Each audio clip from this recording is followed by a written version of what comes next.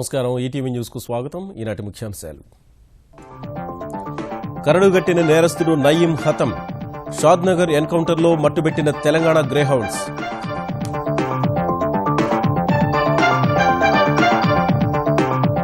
నయీం ఇంట్లో ముమ్మర సోదాలు. బంధువుల నివాసాల్లో తనిఖీలు. భారీ మొత్తంలో నగలు స్వాధీనం.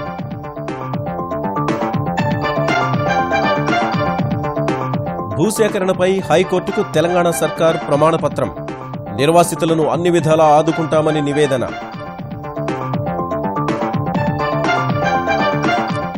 ఆంధ్రప్రదేశ్లో ఒప్పంద పొరుగు సేవల ఉద్యోగుల వేతనాలు పెంపు. ఆగస్టు 1 నుంచి కొత్త జీతాల చెల్లింపులు.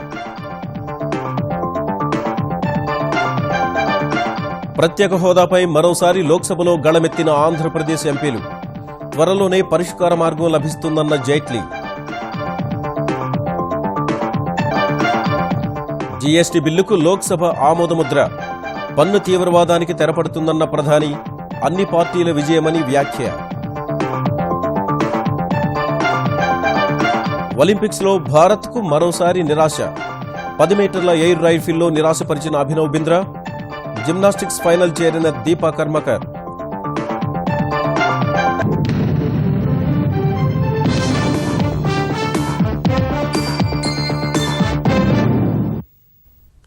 సుదీర్ఘకాలం నుంచి పోలీసులు వెతుకుతున్న నయీం మహబూబ్నగర్ జిల్లా షాద్నగర్లో జరిగిన ఎన్కౌంటర్లో హతమయ్యాడు. గ్రేహౌండ్స్ నల్గొండ జిల్లా స్పెషల్ పార్టీ పోలీసులు జరిపిన కాల్పుల్లో మృతి చెందాడు. షాద్నగర్లోని మిలీనియం టౌన్షిప్లో నయీం ముఠా సభ్యులు ఉన్నారనే సమాచారంపై పోలీసులు అక్కడికి చేరుకోగా ఓ వాహనం నుంచి దుండగులు కాల్పులు జరిపారు. వెంటనే పోలీసులు జరిపిన ఎదురు కాల్పుల్లో నయీం హతం కాగా పలువురిని పోలీసులు అదుపులోకి తీసుకున్నారు. అనేక భూదందాలు, హత్య కేసుల్లో నిందితుడైన నల్గొండ జిల్లా భువనగిరికి చెందిన మోస్ట్ వాంటెడ్ నేరస్తుడు నయీంను పోలీసులు మట్టుబెట్టారు. నిజామాబాద్ జిల్లాకు చెందిన ఓ వ్యక్తి తనను డబ్బుల కోసం నయీం బెదిరిస్తున్నారని ఇచ్చిన ఫిర్యాదుపై కేసు నమోదు చేసి నిఘా పెట్టిన పోలీసులు ముమ్మర తనిఖీలు చేపట్టారు. అయితే మహబూబ్నగర్ జిల్లా షాద్నగర్లో నిందితులు దాక్కున్నారనే పక్కా సమాచారంతో అక్కడి మిలీనియం టౌన్షిప్కు వెళ్లిన పోలీసులకు ఓ వాహనంలో వెళుతున్న దుండగులు తారసపడ్డారు. ఇది గమనించిన దుండగులు పోలీసులపై కాల్పులు ప్రారంభించగా పోలీసులు వెంటనే ఎదురుకాల్పులు జరిపారు. ఈ కాల్పుల్లో నయీం హతమైనట్లు పోలీసులు తెలిపారు. 16 జూలై రోజు టిచ్చుపల్లి పోలీస్ స్టేషన్ నిజామాబాద్ డిస్ట్రిక్ట్ లో ఒకటి ఎఫ్ఐఆర్ అయింది. ఆ ఎఫ్ఐఆర్ లో లోకల్ వ్యక్తి ఒక ఆయనని ఎక్స్టార్షన్ కేసు మీద కేసు కట్టడం జరిగింది. సస్పెక్ట్ఫుల్ గా ఉన్నటువంటి ఒక వ్యక్తి 1 crore డబ్బులు వాడికి బెదిరిస్తున్నారని ఇచ్చినటువంటి పిటిషన్ మీద లోకల్ పోలీస్ కేసు కట్టారు. దాంట్లో ఇన్వెస్టిగేషన్ నడుస్తుంది.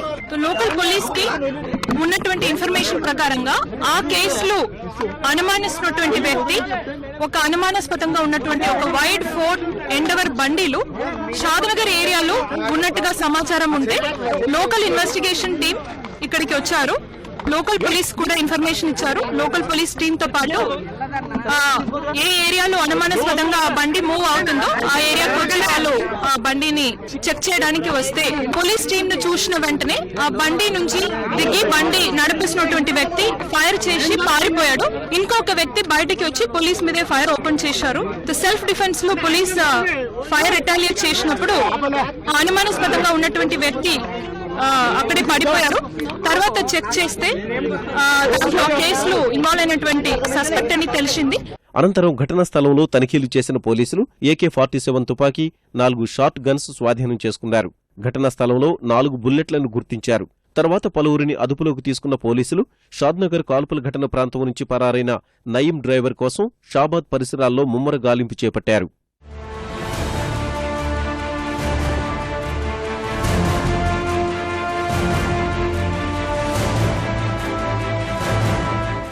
గాలింపులో భాగంగా హైదరాబాద్ పుప్పాలగూడ పరిధిలోని అల్కాపురి టౌన్షిప్లో నయీం బంధువుగా అనుమానిస్తున్న ఓ వ్యక్తి ఇంటిని పోలీసులు ఆధీనంలోకి తీసుకుని శంషాబాద్ డీసీపీ సన్ప్రీత్ సింగ్ నేతృత్వంలో సోదాలు చేపట్టారు. ఈ సోదాల్లో భారీగా నగలు, జిలిటిన్ స్టిక్స్, దస్తావేజులు స్వాధీనం చేసుకున్నారు. 7 తుపాకులు, 1 విదేశీ తుపాకీ కూడా స్వాధీనం చేసుకున్నారు. నల్గొండ చైతన్యపురి కాలనీలోని నయీం అనుచరులు, బంధువులేళ్లలో పోలీసులు సోదాలు చేశారు. నయీం చిన్నమ్మ కుమార్తె అస్మత్ తజ్ముల్ నివాసంలో ల్యాప్టాప్, ఆస్తి సంబంధిత పత్రాలు స్వాధీనం చేసుకున్నారు. ప్రకాశం బజార్లో సోదాలు చేపట్టిన పోలీసులు టమాటా సినీ ఇంట్లో తపంచా స్వాధీనం చేసుకున్నారు. భువనగిరి ఎంపీపీ వెంకటేష్, జడ్పీటీసీ సుధాకర్ ఇళ్లలో సోదాలు చేసిన పోలీసులు అక్రమాలకు సంబంధించి వారిని ప్రశ్నిస్తున్నారు. నీటిపారుదల ఇతర మౌలిక వసతుల ప్రాజెక్టుల కోసం 123వ జీవో కింద భూ సమీకరణ చేస్తే వ్యవసాయ కూలీలు చేతి వృత్తిదారులందరికీ పూర్తి స్థాయిలో అండగా ఉంటామని తెలంగాణ సర్కారు హైకోర్టుకు తెలిపింది. 123వ జీవోకు సంబంధించి హైకోర్టుకు ప్రమాణపత్రం సమర్పించిన తెలంగాణ ప్రభుత్వం నిర్వాసితులందరికీ 2 పడక గదుల ఇంటి నిర్మాణం సహా ఎస్సీ ఎస్టీ కుటుంబాలకు 20 ఏళ్లు నెలకు 3,000 రూపాయల చొప్పున చెల్లిస్తామని వివరించింది. షెడ్యూల్ ప్రాంతాల్లోని దళిత గిరిజనులకు ఏకమొత్తం రవాణా భత్యం ఇస్తామని తెలిపింది. ఒకవేళ నిర్వాసితులు స్వయం ఉపాధి మార్గాన్ని ఎంచుకుంటే 7.5 లక్షల మొత్తాన్ని ఒకేసారి ఇస్తామని పేర్కొంది. ప్రభుత్వం తలపెట్టిన అభివృద్ధి కార్యక్రమాల కోసం అవసరమైన భూమి సేకరించేందుకు ఇచ్చిన 123వ ఉత్తర్వుపై హైకోర్టు సింగిల్ జడ్జి ఇచ్చిన తీర్పుపై అప్పీలు చేసిన తెలంగాణ సర్కార్ ధర్మాసనం ముందు ప్రమాణపత్రం సమర్పించింది. రైతులు, నిర్వాసితులయ్యే వ్యవసాయ కూలీలు, చేతి వృత్తిదారులకు పూర్తిస్థాయి సహాయ పునరావాసాలు కల్పిస్తామని ప్రమాణపత్రంలో పేర్కొంది. ప్రజా ప్రయోజనార్థం నీటిపారుదల, ఇతర మౌలిక వసతుల ప్రాజెక్టులు, అభివృద్ధి కార్యక్రమాలను వేగవంతం చేసేందుకు రైతుల నుంచి నేరుగా భూములు సేకరించేందుకే 123వ ఉత్తర్వును తెచ్చామని తెలిపారు. 2 పడక గదుల ఇళ్లు కట్టించి ఇస్తామని, భార్య లేదా భర్త లేని వారికి 1,25,000 రూపాయలు, దళిత, గిరిజన కుటుంబాలకు నెలకు 3,000 రూపాయల చొప్పున 20 ఏళ్లు భృతి ఇస్తామని వివరించింది. ఇతర చేతి వృత్తిదారులు, వ్యవసాయ కూలీలకు 20 ఏళ్లు నెలకు 2,000 రూపాయలు చొప్పున చెల్లిస్తామని తెలిపింది. నిర్వాసితులు మరో చోటకు వెళ్లాల్సి వస్తే రవాణా భత్యం కింద ఒకేసారి 60,000 రూపాయలు చెల్లిస్తామని తెలిపింది. సంప్రదాయ వృత్తులు, ఇతర స్వయం ఉపాధి వ్యక్తులకు ఏకమొత్తం 30,000 రూపాయలు, నిర్వాసిత కుటుంబానికి పునరావాస సాయం కింద 60,000 రూపాయలు ఇస్తామని తెలిపింది. జీవనాధార భృతి కింద ఓ కుటుంబానికి మొదటి ఏడాది 40,000 రూపాయలు చెల్లిస్తామని వివరించింది. షెడ్యూల్ ప్రాంతంలోని ఎస్సీ ఎస్టీలకు ఏకమొత్తంగా మరో 60,000 రూపాయలిస్తామని తెలిపింది. ఒకవేళ నిర్వాసిత కుటుంబం స్వయం ఉపాధి మార్గం లేదా ఏదైనా వ్యాపారం చేయాలనుకుంటే 7.5 లక్షల రూపాయల ఆర్థిక సాయం అందిస్తామని తెలిపింది. అయితే భూసేకరణ ప్రక్రియ మొత్తం పూర్తయిన తర్వాత చెల్లింపులు ప్రారంభిస్తామని ప్రభుత్వం కోర్టుకు సమర్పించిన ప్రమాణపత్రంలో వివరించింది. వ్యవసాయం మీద ఆధారపడి పనిచేసేటువంటి రైతు కూలీలు, వృత్తి కళాకారులు, అఫెక్టెడ్ ఫ్యామిలీస్ వీళ్ళు కోర్టుకు రావడం జరిగింది. భూమి కనుక ప్రభుత్వం సేకరిస్తే డబుల్ బెడ్రూమ్ స్కీమ్ కింద, ఇందిరా ఆవాస్ యోజన కింద బెనిఫిట్స్ కానీ, కూలీ కోల్పోతున్నారు కనుక నెలవారీ భృతి కొంత అమౌంట్ కూడా ఫిక్స్ చేసి వాళ్ళకి పే చేస్తామని చెప్పి ఈరోజు కోర్టుకు గవర్నమెంట్ పేర్కొనడం జరిగింది. 1,500 ఎకరాలు సేకరించినప్పటికి కూడా 12,500 ఎకరాలు టోటల్ పూర్తయిన తర్వాతనే అందులో ఇండస్ట్రియల్ జోన్ సంబంధించి పనులు స్టార్ట్ చేస్తాం. అప్పటి వరకు కూడా ఈ రైతులు ఎవరైతే యథావిధిగా వాళ్ళ పనులు కొనసాగించుకోవచ్చు, రైతు కూలీలు వాళ్ళ ఉపాధి కొనసాగించుకోవచ్చు. కాబట్టి సేకరణ అంతా పూర్తయిన తర్వాత ఈ బెనిఫిట్స్ అన్ని కూడా మేము తప్పకుండా ఇంప్లిమెంట్ చేస్తామని గవర్నమెంట్ కోర్టుకు పేర్కొనడం జరిగింది. ప్రభుత్వం సమర్పించిన ప్రమాణపత్రంపై వాదనలు వినిపించేందుకు పిటిషనర్లకు రేపటి వరకు గడువిచ్చిన కోర్టు తదుపరి విచారణ వాయిదా వేసింది. పునర్విభజన చట్టం సహా చట్టసభల్లో ఆంధ్రప్రదేశ్ రాష్ట్రానికి ఇచ్చిన హామీలన్నింటినీ నెరవేర్చే దిశలో కేంద్రం కృషి చేస్తోందని ఆర్థిక మంత్రి అరుణ్ జైట్లీ పునరుద్ఘాటించారు. ఈ అంశంపై త్వరలోనే ఒక పరిష్కారం చూపుతామని జైట్లీ వివరించారు. ఆంధ్రప్రదేశ్ విభజన సమయంలో 10 ఏళ్లు ప్రత్యేక హోదా కోరిన భారతీయ జనతా పార్టీ అధికారంలోకి వచ్చిన తర్వాత ఎందుకు వెనకాడుతోందని లోక్సభలో వైకాపా ఎంపీ మేకపాటి రాజమోహన్ రెడ్డి అడిగిన ప్రశ్నకు సమాధానమిచ్చిన జైట్లీ త్వరలోనే పరిష్కారం లభిస్తుందని పేర్కొన్నారు. Madam, this issue has been repeatedly raised by the honourable members from Andhra Pradesh and several other members. The government is fully seized of this issue. We are in agreement with the honourable members that in terms of revenue and finances, the division of the state has caused an element of unfairness to the Andhra Pradesh state, and that has to be fully compensated. Several assurances in terms of legislation and otherwise have been made. We are looking into each one of them, and the government is at a fairly advanced stage in its discussion with the government of Andhra Pradesh, and will shortly arrive at a solution. అంతకుముందు మాట్లాడిన Telugu Desam MP Rammohan Naidu ఆంధ్రప్రదేశ్లోని వెనుకబడిన జిల్లాల అభివృద్ధికి అవసరమైన నిధులు వెంటనే విడుదల చేయాలని కోరారు. ప్రస్తుతం ఏడాదికి ఒక్కో జిల్లాకు 50 కోట్ల రూపాయలు మాత్రమే ఇస్తున్నారని, ఈ నిధులను బుందేల్ఖండ్కు ఇచ్చిన స్థాయికి పెంచాలని డిమాండ్ చేశారు. The then Prime Minister, while passing the AP reorganization bill on the floor of the Rajya Sabha, madam, he made an assurance. The bill already provides for a special development package for the backward regions of the successor state of Andhra Pradesh, in particular for the districts of Rayalaseema and North Coastal Andhra Pradesh. This developmental package will be on the lines of KBK, madam, which is Koraput, Bolangir, Kalahandi special plan in Odisha, and the Bundelkhand special package in Madhya Pradesh and Uttar Pradesh, madam. Madam, if you see, these two packages packages, madam, after they were announced, they've got thousands of crores from the special development package from the central government, madam. For the state of Andhra Pradesh, it has been 2 years after it has been bifurcated. What we have been getting is a meager 50 crores per year per district, madam, which is very, very low. Special development assistance would be similar to the ones given to the KBK and the Bundelkhand package, madam. విభజన సందర్భంగా ఆంధ్రప్రదేశ్కు ఇచ్చిన ప్రత్యేక హోదా హామీపై కేంద్ర ప్రభుత్వం మీనమేషాలు లెక్కపెడుతోందని వైకాపా అధ్యక్షుడు జగన్మోహన్ రెడ్డి విమర్శించారు. ప్రత్యేక హోదాపై కేంద్రం ఏపీ ప్రభుత్వం చేస్తున్న తాత్సారంపై ఢిల్లీలో రాష్ట్రపతి ప్రణబ్ ముఖర్జీని కలిసి ఫిర్యాదు చేసిన జగన్ రాజ్యసభలో అప్పటి ప్రధాని ఇచ్చిన హామీని నెరవేర్చేలా చర్యలు చేపట్టాలని రాష్ట్రపతిని కోరినట్లు వివరించారు. ప్రత్యేక హోదా అన్న అంశం జీఎస్టీ వచ్చిన నేపథ్యంలో ఇంకా కూడా అవసరమైన అంశం. ఎందుకనంటే కేవలం ప్రత్యేక హోదా కలిగిన రాష్ట్రాలకు మాత్రమే జీఎస్టీ కూడా కట్టవలసిన పని లేదు. జీఎస్టీ కూడా పూర్తిగా 100% ఎగ్జంప్షన్ ఉంటుంది. ఇంత దారుణంగా జరుగుతూ ఉన్నా కూడా చంద్రబాబు నాయుడు గారికి ఉలుకు లేదు, పలుకు లేదు. ఇంత దారుణంగా రాష్ట్రం నష్టపోతా ఉంది అని సంగతి తెలిసినా కూడా మనకు రావాల్సిన హక్కును కూడా ఇక్కడ డిమాండ్ చేయలేని పరిస్థితి. దేశ ఆర్థిక వ్యవస్థను పురోగమన దిశలో నడిపిస్తుందని భావిస్తున్న వస్తు సేవల పన్ను జీఎస్టీ బిల్లు పార్లమెంట్ ఆమోదం పొందింది. ఇప్పటికే రాజ్యసభ ఆమోదం పొందిన ఈ బిల్లును ఇవాళ లోక్సభ ఆమోదముద్ర వేసింది. ఈ బిల్లుపై చర్చలో మాట్లాడిన ప్రధాని నరేంద్ర మోదీ ఇది అమల్లోకి వస్తే వినియోగదారులు, సూక్ష్మ, చిన్న ఉత్పత్తిదారులకు అత్యధిక ప్రయోజనాలు కలుగుతాయని వివరించారు. ఈ బిల్లు ఆమోదానికి సహకరించిన ప్రతిపక్షాలు భారత ప్రజాస్వామ్య స్ఫూర్తిని చాటాయని కొనియాడారు. దాదాపు అన్ని పక్షాల మద్దతుతో జీఎస్టీ బిల్లుకు రాజ్యసభ ఆమోదముద్ర వేయించుకున్న కేంద్రం ఇవాళ లోక్సభలో ప్రవేశపెట్టింది. ఈ బిల్లుపై జరిగిన చర్చకు సమాధానమిచ్చిన ప్రధాని 2017 ఏప్రిల్ 1 కల్లా ఈ కొత్త విధానాన్ని అమల్లోకి తీసుకురావాలని లక్ష్యంగా పెట్టుకున్నట్టు చెప్పారు. ఇందుకు సహకరిస్తున్న మిత్రపక్షాలు, ప్రతిపక్షాలకు ధన్యవాదాలు తెలిపిన ప్రధాని ఈ విధానం అమల్లోకి వస్తే దేశంలో పన్ను తీవ్రవాదానికి తెరపడుతుందని వ్యాఖ్యానించారు. ఇది ఏ ఒక్కరి విజయమో కాదన్నారు. आज 8 अगस्त को टैक्स टेररिज्म से मुक्ति दिशा में एक अहम कदम उठाने जा रहे हैं. हमारी संसद, दोनों सदन के सभी सांसद मिलकर के एक बहुत बड़ा अहम कदम उठाने जा रहे हैं. ये किसी दल का, किसी सरकार का विजय नहीं है. ये भारत की लोकतंत्र की उच्च परंपराओं का विजय है. ये सभी राजनीतिक दलों का विजय है. ये पहले की और वर्तमान सभी सरकारों के योगदान से है. ఇదే సమయంలో వస్తు సేవల పన్ను విధానం దేశ పన్ను వ్యవస్థలో మార్పును, పారదర్శకతను తెస్తుందని ప్రధాని అభివర్ణించారు.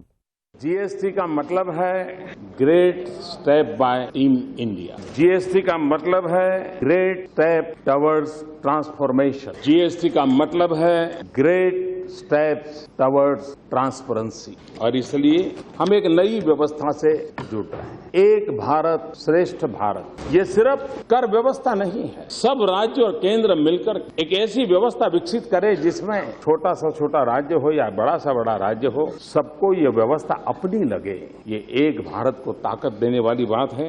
జీఎస్టీపై జరిగిన చర్చ భారత ప్రజాస్వామ్యంలోని అత్యున్నత విలువలకు అద్దం పట్టిందని ప్రధాని అన్నారు. జీఎస్టీ అమల్లోకి వస్తే వినియోగదారుడే రాజవుతాడని ప్రధాని మోదీ అభివర్ణించారు. जीएसटी की सबसे बड़ी एक विशेषता यह है कि इससे साफ मैसेज जाने वाला है, ultimately consumer is a king. और एक कानून, एक व्यवस्था कंज्यूमर को किंग बनाए, ये मैं समझता हूं अपने आप में एक बहुत बड़ा योगदान. जीएसटी जो छोटे उत्पादक है उनको सुरक्षा की गारंटी देता है. और हमारे देश की इकोनॉमी को ड्राइव करने में ये जो छोटे छोटे उद्यमकार है वो एक बहुत बड़ी ताकत है. हम उनको जितना सुरक्षित करेंगे उतना मैं समझता हूं कि इसके कारण बहुत लाभ होने वाला है. జీఎస్టీ అమల్లోకి వస్తే అవినీతి, నల్లధనాన్ని నియంత్రించడం సులభమవుతుందని ప్రధాని ధీమా వ్యక్తం చేశారు. इस जीएसटी के कारण जो टैक्स चोरी करने की जो बातें होती है, हम जानते हैं हमारे यहाँ कच्चा बिल और पक्का बिल. जीएसटी के कारण व्यापारी स्वयं प्रेरित होगा पक्के बिल के लिए. ये जो पुरानी जो है कच्चे पक्के की दुनिया एक प्रकार से काले धन को भी वो मोबिलाइज करती है. इस पर ये पूरी तरह रोक लगा देगी. पूरी तरह ये बंद हो जाएगा. ये एक प्रकार से भ्रष्टाचार को, काले धन दोनों को समाप्त करने में ये व्यवस्था काम आने वाली है. ఇదే సమయంలో పన్ను ఆదాయంలో అన్ని రాష్ట్రాలకు తగిన న్యాయం జరుగుతుందని ప్రధాని వివరించారు. అనంతరం రాజ్యసభ ఆమోదించిన జీఎస్టీ బిల్లుకు లోక్సభ కూడా సంపూర్ణ ఏకాభిప్రాయంతో ఆమోదించింది. తర్వాత సభ వాయిదా పడింది. ఆంధ్రప్రదేశ్ ప్రభుత్వం ఒప్పంద పొరుగు సేవల ఉద్యోగులకు తీపి కబురు అందించింది. ఒప్పంద పొరుగు సేవల ఉద్యోగుల వేతనాలు పెంచుతూ ప్రభుత్వ ప్రధాన కార్యదర్శి ఉత్తర్వులు జారీ చేశారు. పెరిగిన వేతనాలు ఆగస్టు 1 నుంచి అమల్లోకి వస్తాయి. పెంచిన వేతనాల ప్రకారం సీనియర్ అసిస్టెంట్ క్యాడర్కు 17,500 రూపాయలు, driver, data entry operator, junior అసిస్టెంట్లకు 15,000 రూపాయలు, వాచ్మెన్, ఆఫీస్ సబార్డినేట్లకు 12,000 రూపాయల వేతనం వస్తుందని ప్రధాన కార్యదర్శి ఉత్తర్వుల్లో పేర్కొన్నారు. సాంకేతికతతో అద్భుతాలు సృష్టించవచ్చని ముఖ్యమంత్రి చంద్రబాబు అన్నారు. 2 రోజుల పర్యటనలో భాగంగా చిత్తూరు జిల్లా కుప్పం నియోజకవర్గంలో పర్యటిస్తున్న ఆయన పలు అభివృద్ది కార్యక్రమాలు, శంకుస్థాపనలు నిర్వహించారు. వనం మనం కార్యక్రమంలో భాగంగా కుప్పం ఇంజనీరింగ్ కళాశాల విద్యార్థులతో కలిసి మొక్కలు నాటారు. అనంతరం సెంటర్ ఫర్ ఎక్సలెన్స్ కార్యక్రమంలో పాల్గొన్న ఆయన నైపుణ్యాభివృద్ది శిక్షణా కేంద్రాన్ని ప్రారంభించారు. ప్రతి విద్యాసంస్థలో ఇన్నోవేషన్ కేంద్రాలు ఏర్పాటు చేస్తామని, అన్ని ప్రభుత్వ శాఖల్లో ఇన్నోవేషన్ అధికారులు నియమించినట్లు చంద్రబాబు తెలిపారు. కుప్పం ఇంజనీరింగ్ కాలేజీ రాష్ట్రంలోనే ఒక మోడల్ కావాలంటే ఇప్పటి నుంచి ప్రతి ఒక్కరూ ఒక నూతనమైన ఆలోచన రావాలి. ఆ ఆలోచనని, ఇన్నోవేటివ్ ఐడియాని ఇన్క్యుబేట్ కూడా చేయాలి. ఇన్క్యుబేట్ చేసిన తర్వాత అవసరమైతే కుప్పంలో ఒక స్టార్టప్ సెంటర్ కూడా పెడతాం. మీరు మంచి ఐడియా తీసుకొస్తే దానివల్ల మీకే కాకుండా ప్రపంచానికే లాభం వస్తుంది. ప్రపంచం మొత్తం ఈరోజు నడిచేది ఆలోచనలతో నడుస్తూ ఉంది. క్రియేటివ్ ఐడియాస్తో ముందుకు పోతా ఉంది. ఎవరికి క్రియేటివ్ ఐడియా వచ్చే ఆ ఐడియాని యాక్షన్గా కన్వర్ట్ చేస్తే ప్రపంచంలో మార్పులు వస్తున్నాయి. ఒక ఆలోచన పవర్ జనరేషన్ ప్రపంచాన్ని మార్చింది. ఇంటర్నెట్ ప్రపంచాన్ని గ్లోబల్ విలేజ్గా తయారైంది. ఉపాధ్యాయులు సమాజాన్ని ప్రభావితం చేయాలి కానీ ఉపాధ్యాయుల్ని ప్రజలు ప్రేరేపించే పరిస్థితి తీసుకురావద్దని ప్రభుత్వ ఉపాధ్యాయుల్ని ఉద్దేశించి తెలంగాణ ఉప ముఖ్యమంత్రి కడియం శ్రీహరి వ్యాఖ్యానించారు. ఉపాధ్యాయుడు ఎప్పుడూ సమాజానికి చెప్పేవాడుగానే ఉండాలని, గురువు అనే పదానికి ఉన్న గౌరవాన్ని భంగపరుచుకోవద్దని సూచించారు. ఖమ్మంలో ఎన్ఆర్ఐ ఫౌండేషన్ ఆధ్వర్యంలో ప్రభుత్వ ఉపాధ్యాయులకు నిర్వహించిన ప్రేరణ కార్యక్రమానికి హాజరైన మంత్రి ఫౌండేషన్ ఆధ్వర్యంలో ప్రభుత్వ పాఠశాలలకు పుస్తకాలు, కంప్యూటర్లు అందజేశారు. ప్రభుత్వ ఉపాధ్యాయులు తమ పనితీరు మార్చుకోకపోతే ప్రజలు తిరగబడే రోజులొస్తాయని హెచ్చరించారు. పాఠశాలల్లో బేసిక్ ఫెసిలిటీస్ కల్పించే బాధ్యత ప్రభుత్వానిది. అవసరమైతే అడిషనల్ క్లాస్ రూమ్స్ ఇచ్చే బాధ్యత ప్రభుత్వానిది. ఉపాధ్యాయుని ఇచ్చే బాధ్యత ప్రభుత్వానిది. చదువు చెప్పే బాధ్యత మాత్రం మీది. ఎన్ని ఉపాధ్యాయ సంఘాలు, ఎవరిని ఉద్ధరించడానికి ఉపాధ్యాయ సంఘాలు 50 ఉంటాయి. ప్రతి ఒక్కడు చేతిలో డైరీ పట్టుకొని డిఓ ఆఫీస్ తిరుగుతుంటాడు. క్లాసుకు పోడు, స్కూలుకు పోడు. ప్రజాస్వామ్య వ్యవస్థలో ఉపాధ్యాయ సంఘాలు ఉండాలి. ఉపాధ్యాయ సమస్యల పరిష్కారం కొరకు ఉండాలి. ప్రభుత్వానికి విద్యా వ్యవస్థను కాపాడుకోవడానికి అవసరమైన సూచనలు ఇచ్చే విధంగా ఉండాలి. విద్యా ప్రమాణాలు పెంచడానికి అవసరమైన సూచనలు ఇచ్చే విధంగా ఉండాలి. అది జరగడం లేదు అనేదే నా బాధ. ప్రయాణికులకు మెరుగైన సేవలందించేందుకు బడ్జెట్లో ఎక్కువ నిధులు కేటాయించామని రైల్వే మంత్రి సురేష్ ప్రభు తెలిపారు. సికింద్రాబాద్ రైల్వే స్టేషన్లో Gulbarga, Hyderabad intercity, Kazipet, Mumbai weekly express, Secunderabad, Kacheguda railway స్టేషన్లలో ఎల్ఈడీ లైట్లను ప్రారంభించిన ఆయన రైల్వేకు ఆదాయాన్ని సమకూర్చే కార్గోపై ప్రత్యేక దృష్టి సారించినట్టు చెప్పారు. సికింద్రాబాద్ స్టేషన్లో కొత్తగా నిర్మించిన రిటైరింగ్, డార్మిటరీ గదులను కూడా ప్రారంభించిన మంత్రి తెలంగాణకు రైల్వే పరంగా అన్ని రకాల సాయం చేసేందుకు సిద్ధంగా ఉన్నామని స్పష్టం చేశారు. चरलपल्ली और नागरपल्ली ये दोनों पे हम लोग एक बहुत बड़ी अच्छी मात्रा में वर्ल्ड क्लास जिस तरह से एयरपोर्ट होता है उस तरह से एक नए ग्रीनफील्ड टर्मिनल बनाएंगे और साथ ही में एमएमटीएस की कनेक्टिविटी एयरपोर्ट पर बढ़ाने के लिए क्या करने की आवश्यकता है और साथ ही में उंडा नगर टू एयरपोर्ट थ्रू एक अंडरग्राउंड भी काम हो सकता है क्या, इसके ऊपर भी हम लोग बहुत ही जल्द की राइट जैसी संस्था जो विश्व में इस तरह की कंसल्टेंसी का काम करती है उनको भी ये काम करने के लिए कहा गया है. ఈ నెల 12 నుంచి జరిగే కృష్ణా పుష్కరాలకు రావాలని ముఖ్యమంత్రి చంద్రబాబు గవర్నర్ నరసింహన్ను ఆహ్వానించారు. ఈ ఉదయం హైదరాబాద్ రాజ్భవన్లో గవర్నర్ నరసింహన్ను కలిసిన చంద్రబాబు పుష్కరాలకు ఆహ్వానించడం సహా విభజన సమస్యలపై చర్చించారు. మరోవైపు కృష్ణా పుష్కరాలకు వచ్చే భక్తులు పుణ్యస్నానాలకు ఇబ్బందులు పడకుండా పులిచింతల నుంచి నీటిని విడుదల చేశారు. ప్రకాశం బ్యారేజీలోకి పట్టిసీమ ద్వారా నీరు వచ్చినప్పటికీ అది ఎరుపు రంగులో ఉన్నందున పులిచింతలలో నిల్వ చేసిన 2 టీఎంసీల నుంచి 5,000 క్యూసెక్కుల నీటిని దిగువకు విడుదల చేశారు. ఈ నీరు రేపటికి ప్రకాశం బ్యారేజీకు చేరనుంది. పులిచింతల నుంచి మరి అదనంగా 5,000 క్యూసెక్కులు కూడా విడుదల చేయడం జరిగింది. నాగార్జున సాగర్ నుంచి కూడా ఒక 6 టీఎంసీలు తాగునీరు, సాగునీరు దానికోసం కూడా నీరు విడుదల చేయడం జరుగుతుంది. ఆ విధంగా ముఖ్యమంత్రి గారు ముందు చూపుతో ఇటు తాగునీటి అవసరాల కోసం, సాగునీటి అవసరాల కోసం, కృష్ణా పుష్కరాల కోసం ప్రభుత్వ సంబంధిత అధికారులతో ఎప్పటికప్పుడు చర్చించి నిర్ణయాలు తీసుకున్నారు. తెలుగు భాషకు ప్రాచీన హోదా ఇవ్వడాన్ని వ్యతిరేకిస్తూ దాఖలైన పిటిషన్ను మద్రాసు హైకోర్టు తోసిపుచ్చింది. చెన్నైకి చెందిన సీనియర్ న్యాయవాది గాంధీ తెలుగు సహా కన్నడం, ఒరియా, మలయాళం భాషలకు ప్రాచీన హోదా ఇవ్వడాన్ని వ్యతిరేకిస్తూ మద్రాసు హైకోర్టులో వ్యాజ్యం వేశారు. తమిళానికి సొంత సాహిత్యం, 1000 ఏళ్ల చరిత్ర ఉందని, తెలుగు భాషకు లేదని, తెలుగు సాహిత్యం అనువాదమని వాదనలు వినిపించారు. ఈ వాదనను తెలంగాణ, ఆంధ్రప్రదేశ్ ప్రభుత్వాలు వ్యతిరేకించాయి. తమది ప్రాచీన భాషంటూ 1000 ఏళ్లకు పైగా సొంత సాహిత్యం ఉన్న భాషగా కేంద్రం ఏర్పాటు చేసిన నిపుణుల కమిటీ పూర్తిగా ఏకీభవించి ప్రాచీన హోదా కల్పించిందని గుర్తు చేశాయి. ఈ వాదనలు విన్న మద్రాసు హైకోర్టు ప్రధాన న్యాయమూర్తి జస్టిస్ సంజయ్ కిషన్ కౌల్, జస్టిస్ మహదేవన్లతో కూడిన బెంచ్ తెలుగుకు ప్రాచీన హోదా కల్పిస్తూ కేంద్రం తీసుకున్న నిర్ణయం సరైనదేనని సమర్థించింది. పాకిస్తాన్లో దుండగులు మరోసారి పేటరేగిపోయారు. క్వెట్టా ఆసుపత్రిలోని అత్యవసర విభాగంలో దుండగులు బాంబులు పేల్చిన ఘటనలో కనీసం 70 మంది ప్రాణాలు కోల్పోయారు. మరో 100 మంది గాయపడ్డట్లు బలూచిస్తాన్ హోంమంత్రి సర్ఫరాజ్ బగ్తి తెలిపారు. ఈ కాల్పుల్లో గాయపడి ఆసుపత్రిలో చికిత్స పొందుతూ చనిపోయిన బలూచిస్తాన్ బార్ అసోసియేషన్ అధ్యక్షుడి మృతదేహాన్ని చూసేందుకు అనేక మంది సహచరులు, పాత్రికేయులు ఆసుపత్రికి చేరుకున్న సమయంలోనే పేలుడు జరిగినట్టు బగ్తి వివరించారు. ఇది ఆత్మాహుతి దాడిగా భావిస్తున్న పాక్ పోలీసులు ఐఎస్ ఉగ్రవాద సంస్థే కారణమై ఉంటుందని అనుమానిస్తున్నారు.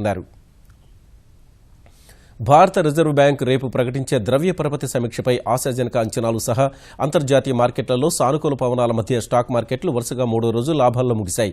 క్రితం 2 సెషన్లలో 381 పాయింట్లు లాభపడిన సెన్సెక్స్ ఇవాళ మరో 104 పాయింట్లు ఎగబాకింది. ఈ ఉదయం 28,182 పాయింట్ల వద్ద ఉత్సాహంగానే ప్రారంభమైన సూచి దాదాపు అదే స్థాయిలో కాస్త హెచ్చుతగ్గుల మధ్య సాగింది. ఒక దశలో 28,226 పాయింట్ల గరిష్ట స్థాయిని తాకిన సూచి కాసేపు అమ్మకాలు పెరిగి 28,128 పాయింట్ల కనిష్ట స్థాయిని తాకింది. చివరకు 28,182 పాయింట్ల వద్ద ముగిసింది. జాతీయ స్టాక్ ఎక్స్చేంజ్ సూచి నిఫ్టీ 28 పాయింట్లు పెరిగి 8,711 పాయింట్ల వద్ద స్థిరపడింది. 2015 ఏప్రిల్ 15 తర్వాత నిఫ్టీ ఈ స్థాయిలో ముగియడం ఇదే మొదటిసారి. ఈటీవీ న్యూస్ సమాప్తం. నమస్కారం.